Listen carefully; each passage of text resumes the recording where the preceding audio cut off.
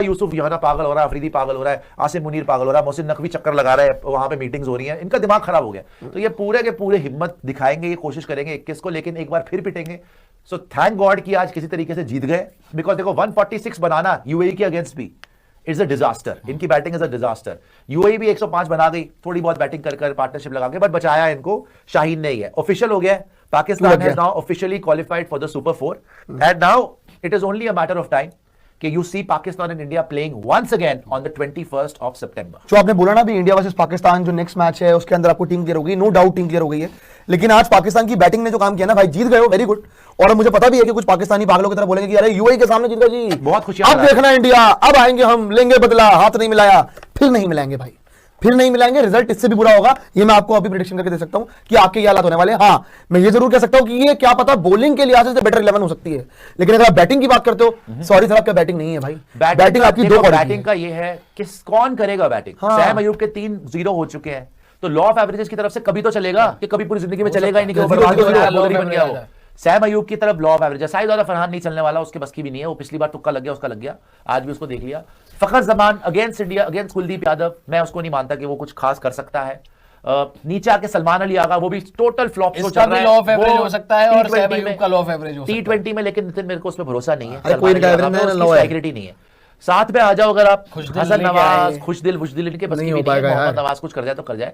Overall बात यही है कि इनको अगर कोई बचा सकता है उस दिन, शाहीन क्या कर लेगा, शाहीन बचाएगा, सैम अयूब कर सकता है, सैम अयूब के साथ में नीचे से मोहम्मद नवाज कर सकता है। ये दो नाम है जो थोड़ी बहुत बैटिंग कर सकते हैं, बट हैविंग सेड दैट, ये दो भी बैटिंग कर ले, ये 130-140 से ऊपर की टीम ही नहीं है। अगर आप यूएई के अगेंस्ट भी 140 बना रहे हो, के वो भी शाहीन बना रहा है, तो आप कहां से बनाओगे? ट्राई सीरीज तो मैंने देखी नहीं थी, लेकिन ट्राई सीरीज से लेके अब तक एक चीज क्लियर हो गई है कि ये बैटिंग सिर्फ 150 तक की है इनके बस। ये चाहे किसी के भी सामने खेले, चाहे वो यूएई हो, चाहे वो ओमान हो, ओमान के अगेंस्ट भी एक ही चांस है इंडिया के अगेंस्ट 170 बनाए और फिर डिफेंड करने की कोशिश करें। लेकिन जिस तरीके से ड्यू आ रही है, इंडिया तो आराम से, इनका एक और चांस हो सकता है कि इंडिया को पहले बैटिंग कराओ, अगर इंडिया को 160 तक रिस्ट्रिक्ट करा तो बात हो सकती है, जो कि बहुत मुश्किल है। ये रिस्क नहीं ले सकते, बहुत मुश्किल है, ये रिस्क इनके अगेंस्ट ही जाएगा। इंडिया को पहले बैटिंग करा लो और उसके बाद हम चीज 200-250 मार देंगे। बट बात यहाँ पर ये है कि एक चीज क्लियर हो चुकी है कि पाकिस्तान की बैटिंग जो है वो सिर्फ लिमिटेड है 150-160 तक, दैट वो भी मैं कह रहा हूं कि मैक्स टू मैक्स, उसमें भी शाहीन शाह अफरीदी की कंट्रीब्यूशन के साथ, विदाउट शाहीन शाह अफरीदी कंट्रीब्यूशन इनकी बैटिंग जो है वो 120-130 है।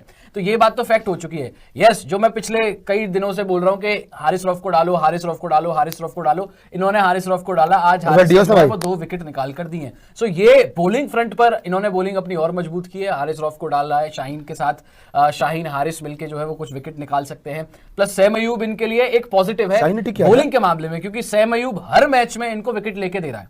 आज भी एक विकेट ले ली, इंडिया वाले गेम में भी विकेट ली, ओमान वाले गेम में भी विकेट ली। तो Sam Ayub wickets with the ball तो अच्छा कर रहा है, बट घूम फिर के बात ये आ जाती है भाई कि आप इंडिया जैसी टीम के सामने, जहां पर बैटिंग 8 नंबर तक है, इतने बड़े बड़े करोगे क्या? आपकी ये जो बॉलिंग है, ये बॉलिंग भी फ्लॉप है इंडिया के सामने, और इंडिया की जो वर्ल्ड क्लास बॉलिंग है उसके सामने आपकी बैटिंग तो वैसे ही फ्लॉप है, हमने उस दिन देख लिया था। लेकिन मैं तो हो जाएगा। लेकिन एक बात है भाई, अगर आप देखोगे जनरली पाकिस्तान का, जैसे आपने बोला कि 150 तक लिमिटेड एक टीम है कि 150 ही बना पाएगी, एक्चुअल बात यही है कि ये लोग ना एक स्ट्रेटेजी लेके जाते हैं कि हम बनाएंगे 150, ठीक है, और 150 हमारे बॉलर जो है ना वो कर देंगे डिफेंड, हर बार जादू, लो आ जाओ खेल लो।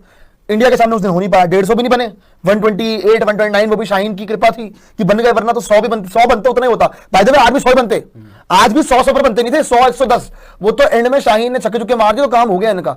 देखो बैटिंग इनकी है एक्सपोज्ड, बट ऊपर से तो रन नहीं आया ना, शाहीन बना के 30 यार, ना सलमान अली आगा के रन है, ना हसन नवाज के रन है, ना सैम अयूब डक पे आउट हुआ है, साहिबजादा फरहान के रन नहीं है, नवाज के रन नहीं है, खुशदिल के रन नहीं है, 2 लोगों के रन थे आज, फकर जमान का 50 था और एक शाहीन का। मोहम्मद हारिस रिमोट क्यों थे? ये मोहम्मद हारिस रिमोट क्यों हुआ? मतलब मैं वैसे पूछ रहा हूं कि वो तब 3 नंबर पे ठीक कर रहा था, ऊपर भेजा था तो आउट हो गया था ना, एक मैच में मारा ना उसने, उससे पहले एक मैच में किसको मारा बताओ आप?